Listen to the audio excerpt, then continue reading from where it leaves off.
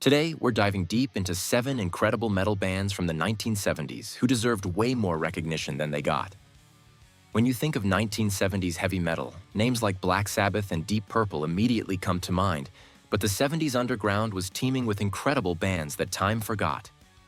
These are the bands that influenced your favorite bands, but never got their flowers. Let's get into it. Number 7. Lucifer's Friend. Kicking off our list is Lucifer's Friend from Hamburg, Germany. Formed in 1970, this band was doing progressive heavy metal before it was even a defined genre. Their self-titled debut album hit like a freight train with complex arrangements, Hammond organ-driven doom, and vocalist John Lawton's absolutely massive voice.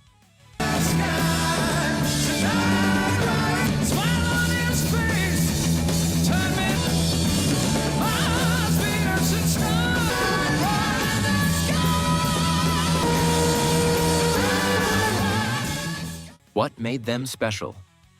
They seamlessly blended Black Sabbath's heaviness with Deep Purple's keyboard wizardry and added their own psychedelic German twist. Lawton would later join Uriah Heep, but Lucifer's Friend was where his voice truly shined in the darkness.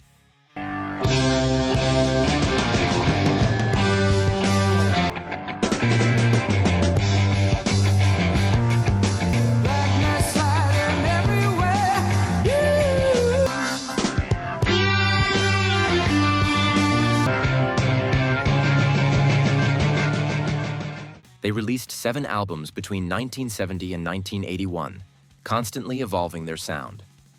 One album would be pure doom metal, the next would flirt with funk and soul elements. This unpredictability might have hurt their commercial success, but it makes them fascinating to explore today.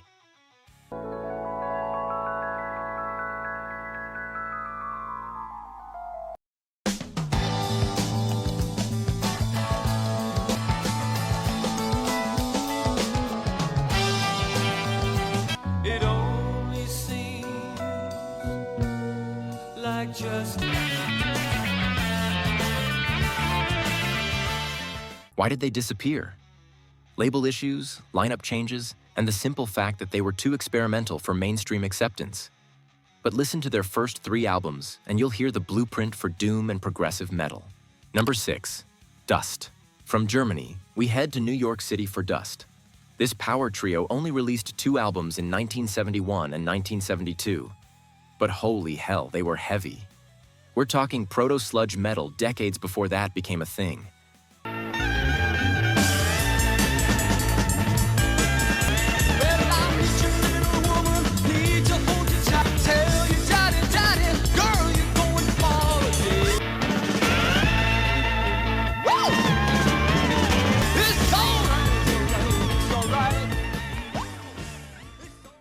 Dust was Richie Wise on guitar and vocals, Kenny Aronson on bass, and Mark Bell on drums. Yes, that Mark Bell, who would later become Marky Ramone of the Ramones. Their sound was impossibly heavy for 1971, with guitar tones that sound like they're being played through a stack of broken amplifiers in the best possible way. Waiting for something that I know it's over with. Girls been cheating at you.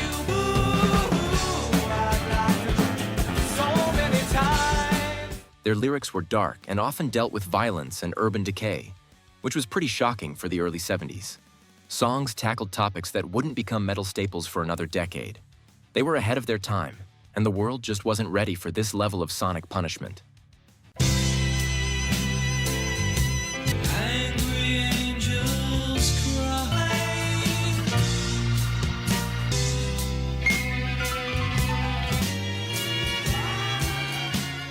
Why are they forgotten?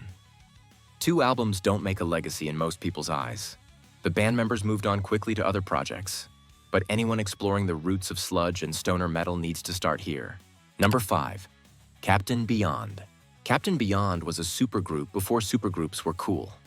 Formed in 1972, they featured Rod Evans, the original vocalist from Deep Purple, plus members from Iron Butterfly and Johnny Winter's band.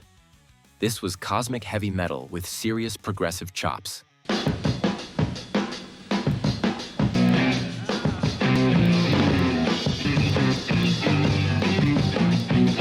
Dancing on the sea, there ain't no blue. Their self-titled debut is a masterpiece of early progressive metal. The songs flow into each other like a concept album, but each track maintains its individual heavy identity. They combine the mysticism of early Sabbath with the technical proficiency of prog rock.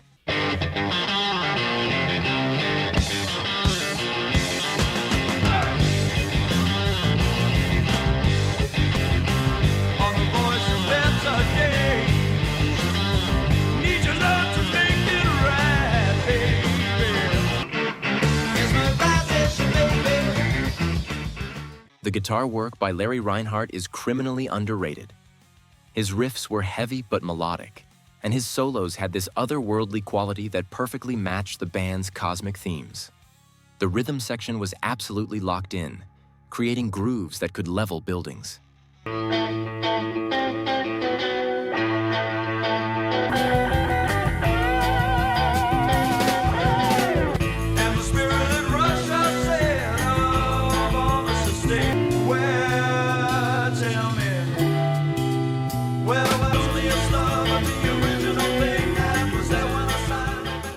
Captain Beyond released 3 albums, but lineup changes and label problems derailed them. Rod Evans left after the first album, and while they soldiered on, they never recaptured that initial magic. Still, that debut album remains essential listening. Number 4, Buffalo. Now we travel to Australia for Buffalo.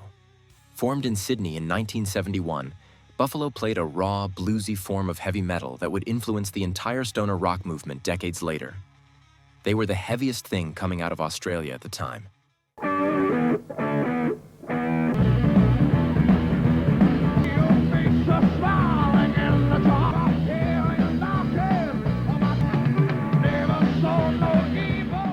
Vocalist Dave Tice had this raw, whiskey-soaked voice that perfectly complemented the band's down and dirty approach. Their songs were built on massive, fuzzy riffs that just grooved harder than anything their contemporaries were doing. Think early Sabbath, but with more blues DNA.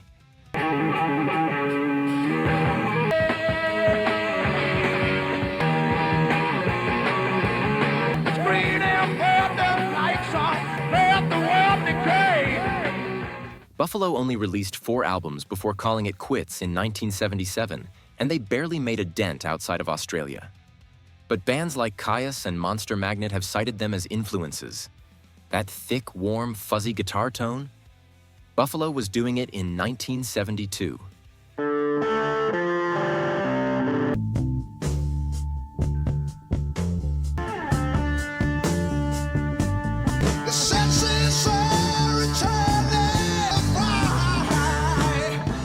Geographic isolation killed their chances at international success.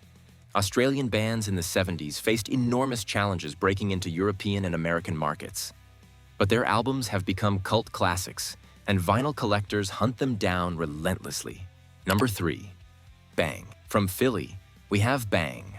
Another power trio, Bang formed in 1971 and released 3 albums of pure, unfiltered heavy metal before the term was even commonly used.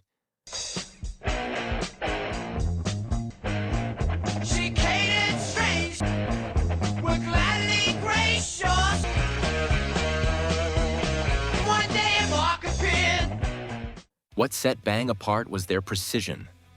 While many bands of the era went for raw power, Bang had both power and technical skill.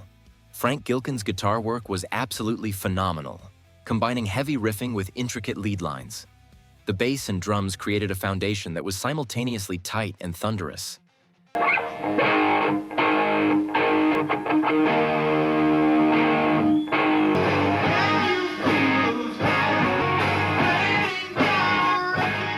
Their lyrics often dealt with social issues and personal struggles, giving them depth beyond the typical heavy rock fare.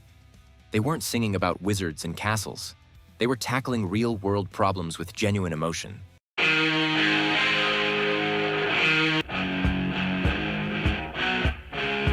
Shaking, hiding from their sight. We all deny their pagan ways. Bang suffered from terrible distribution and promotion. Their albums were critically praised but commercially invisible. The band members eventually had to pursue other careers just to survive. In recent years, they've experienced a minor resurgence with reissues, but they never got their moment in the sun when it mattered. Number 2. Toad. Toad came from Switzerland, and they were doing something completely unique. Formed in 1970, they only released 2 albums, but both are heavy psychedelic masterpieces. They took the jamming ethos of late 60s rock and made it heavy. I can fly, yeah. In the sky. Their songs could stretch past the 10-minute mark, building from quiet, trippy passages into absolutely crushing crescendos. The guitar work had this fuzzy, distorted quality that was somehow both abrasive and hypnotic. The rhythm section created these grooves that would pull you into a trance before dropping the hammer. Got a bag full of nightmares. Use my life to get more. I'm back on my own, but it's so. Toad sang primarily in English despite being from Switzerland, trying to reach a wider audience. But being from a smaller country with limited music industry infrastructure meant they were always fighting an uphill battle for recognition. They disbanded in 1975 after internal conflicts and lack of commercial success. But their influence on the psychedelic doom subgenre is undeniable once you hear them. Bands like Electric Wizard and Sleep owe these Swiss pioneers a debt of gratitude. Number 1. Sir Lord Baltimore. Finally, we have Sir Lord Baltimore from Brooklyn, New York.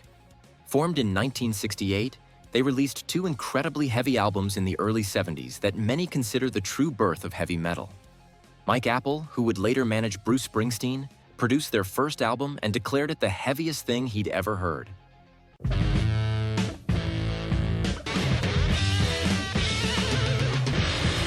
Turn, turn, and then I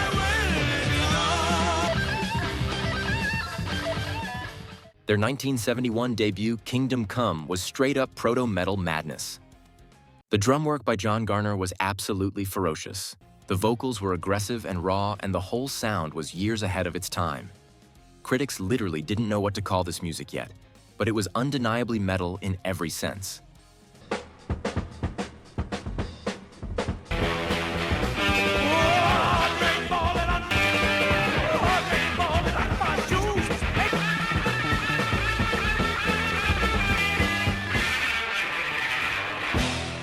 What set them apart was their sheer aggression. While other bands were still flirting with hard rock, Sir Lord Baltimore went straight for the throat.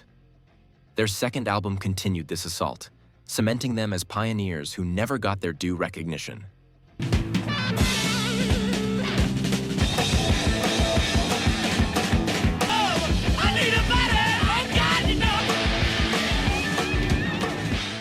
Why are they forgotten? Poor management, label issues, and breaking up in 1976 before metal really exploded. But listen to Kingdom Come, and you'll hear the blueprint for everything from the new wave of British heavy metal to thrash metal. There you have it, 7 incredible metal bands from the 1970s that time forgot. Each one contributed something unique to the development of heavy music, even if they never got the recognition they deserved. Which one surprised you most? Let us know in the comments. And if you want more deep dives into forgotten music history, hit that subscribe button. Until next time, keep it heavy.